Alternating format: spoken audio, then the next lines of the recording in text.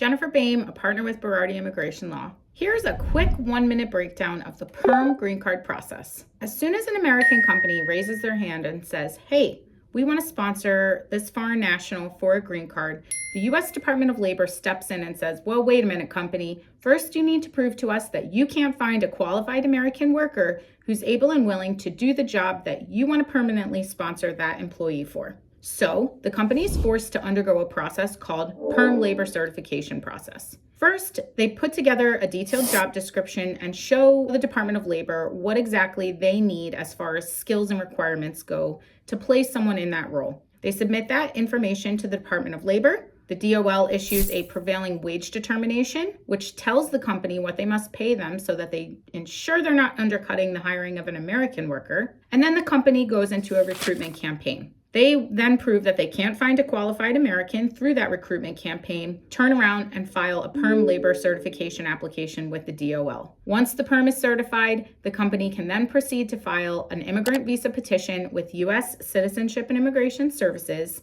And if there's no backlog facing the applicant can finalize the green card process by filing an adjustment of status application or proceeding with consular processing. It's a lengthy journey. If you need assistance, contact Berardi Immigration Law, and we will help you or your employees with the PERM green card process.